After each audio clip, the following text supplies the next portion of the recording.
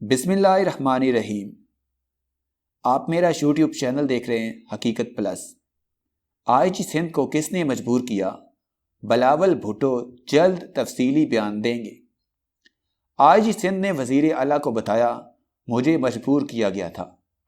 تحقیقاتی ٹیم کی رپورٹ آ گئی ہے، اب تفصیل بلاول بھٹو بتائیں گے۔ پیپلز پارٹی کے مرکزی رہنما نبیل گبول۔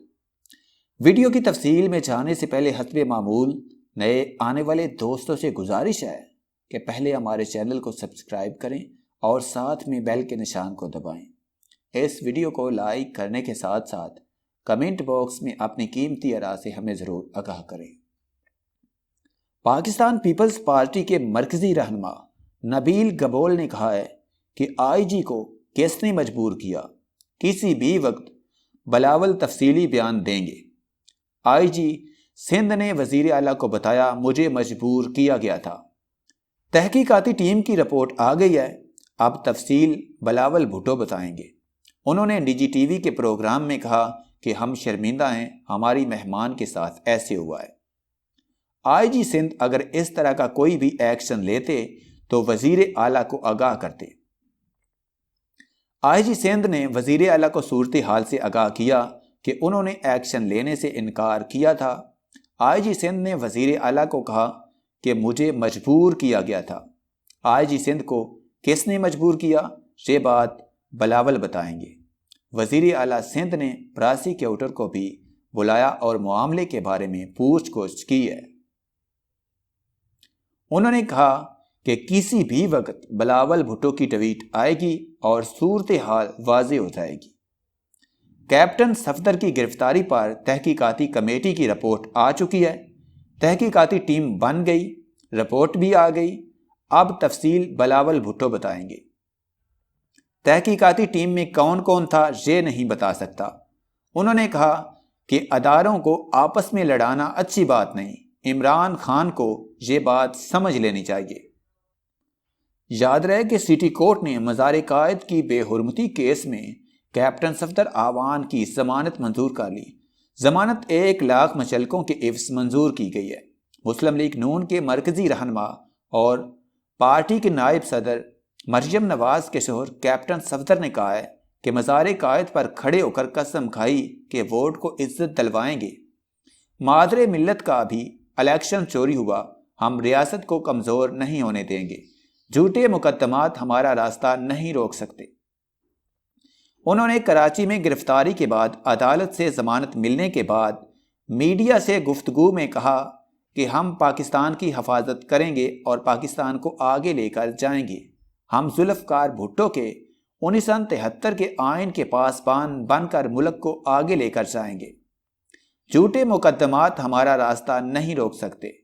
انہوں نے کہا کہ مادر ملت نے بھی آمریت کا سامنا کیا، مزار قائد پر کھڑے ہو کر قسم کھائی کہ ووٹ کو عزت دلوائیں گے۔ مادر ملت کے مزار پر کھڑے ہو کر قسم کھائی کہ ہم ریاست کو کمزور نہیں ہونے دیں گے۔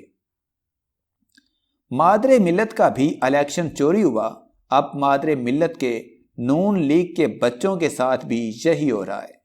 الیکشن چوری ہو تو ریاست کمزور ہوتی ہے۔ مسلم لیگ نون کا نعرہ ہے ووٹ کو عزت دو۔ ہم الیکشن کو چوری نہیں ہونے دیں گے۔ واضح رہے گزشتہ روز مزار قائد پر ووٹ کو عزت دو کا نعرہ لگانے پر کیپٹن صفدر کے خلاف مقدمہ درج کر کے پولیس نے ان کو گرفتار کر لیا تھا۔ کیپٹن صفدر اپنی اہلیہ مریم نواز کے ہمراہ پی ڈی ایم کے جلسے میں شرکت کے لیے کراچی کے دورے پر تھے۔ نائب صدر مریم نواز نے پریس کانفرنس کرتے ہوئے کہا کہ ہم نماز فجر کے بعد سو رہے تھے کہ کمرے کا دروازہ زور سے پیٹنے کی آواز آئی۔ کیپٹن صفدر نے جب دروازہ کھولا تو باہر پولیس کھڑی تھی۔ انہوں نے کہا کہ میں اپنے کپڑے تبدیل کر لوں، اسی دوران دوبارہ دروازہ توڑ کر وہ اندر آ گئے۔ صفدر نے کہا میں باہر آ رہا ہوں، آپ اندر مت آئیں، میری بیوی کمرے میں ہے، میں اپنی ادویات لے لوں۔ بلاول بھٹو اور مراد علی شاہ کا فون آیا کہ آپ ہماری بہن ہیں، آپ ہماری مہمان ہیں، ہم شرمندہ ہیں۔ میں قوم کو بتانا چاہتی ہوں کہ ایک لمحے کے لیے نہیں لگا کہ یہ سندھ حکومت کی کارروائی ہے۔